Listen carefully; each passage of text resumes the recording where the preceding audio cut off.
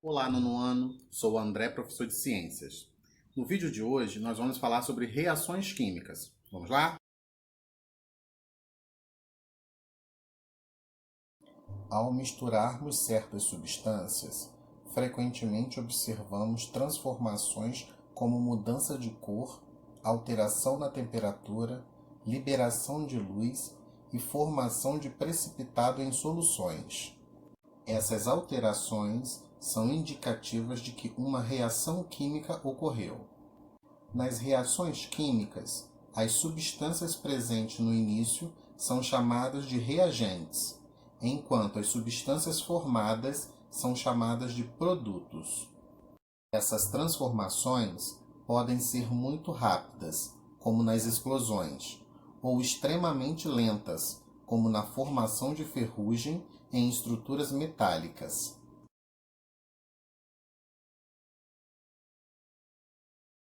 No século XVIII, houve um grande avanço no estabelecimento da química como uma ciência bem fundamentada, e os cientistas passaram a adotar o método científico em seus estudos.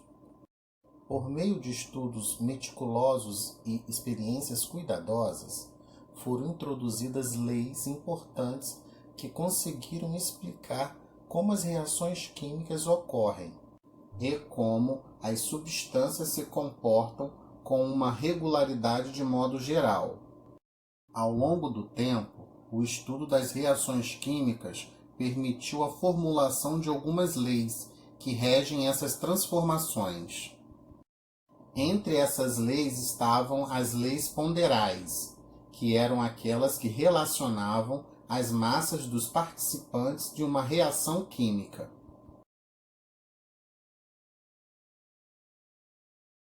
Ao observarmos algum material queimar, como carvão em uma churrasqueira, temos a impressão de que a massa dos produtos é inferior à massa dos reagentes.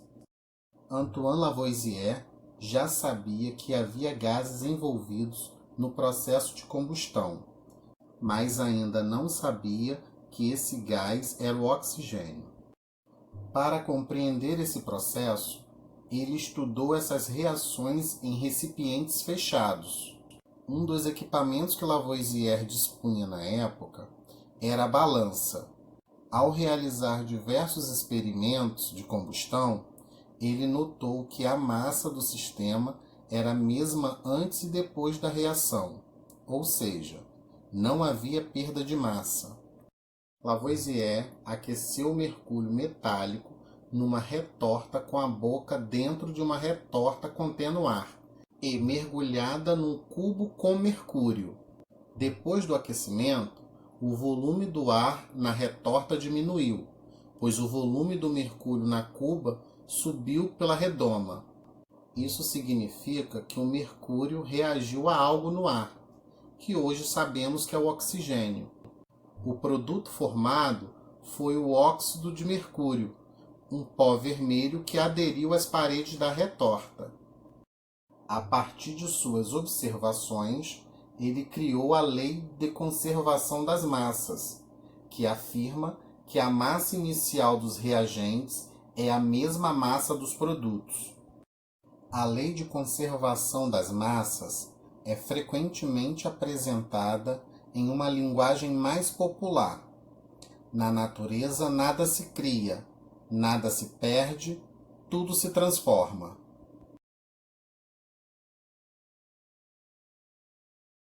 Joseph Louis Proust estudou diversas reações químicas e notou que os produtos formados e os reagentes sempre seguem uma relação fixa de massas.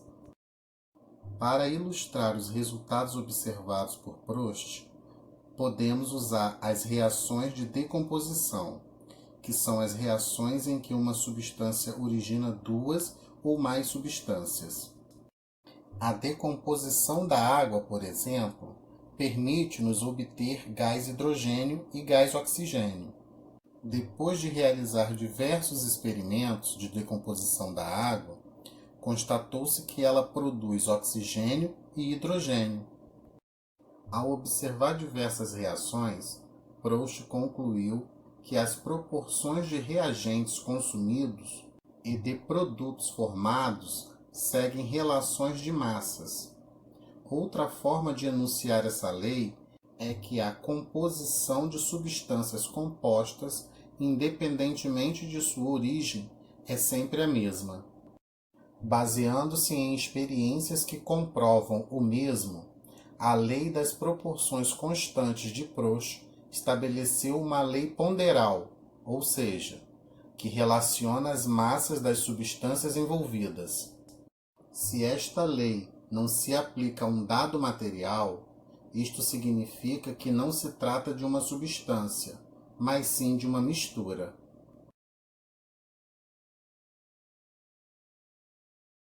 Dalton baseou alguns de seus postulados para sua teoria atômica nas leis de Lavoisier e de Proust. Ele analisou a proporção das massas dos reagentes e suas relações com a massa dos produtos formados.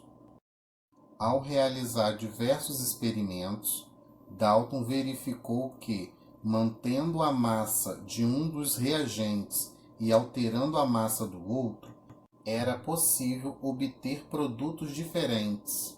A alteração da massa de um dos reagentes deve ser um múltiplo inteiro.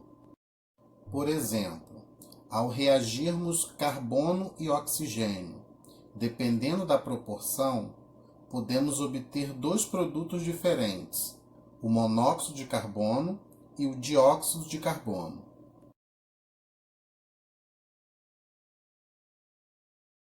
Para facilitar a compreensão da lei das proporções múltiplas, devemos estabelecer o conceito de equação química. Uma equação química é uma forma de representar as reações químicas, relacionando a forma química das moléculas ou a forma mínima de sólidos iônicos dos reagentes e produtos. Em uma equação química, o número de átomos de determinado elemento deve ser igual nos reagentes e no produto. Quando essa condição é satisfeita, dizemos que a equação está balanceada. Para balancear uma equação, muitas vezes é necessário encontrar a proporção correta entre os reagentes e os produtos. Essa proporção é representada por números posicionados antes de cada uma das fórmulas químicas presentes na equação química. Esses números são chamados de coeficientes estequiométricos. Então, nono ano, caso tenham dúvida, me procurem na plataforma digital toda segunda, terça e quarta, sempre de 8 a meio-dia. Estarei lá esperando por vocês. Tchau!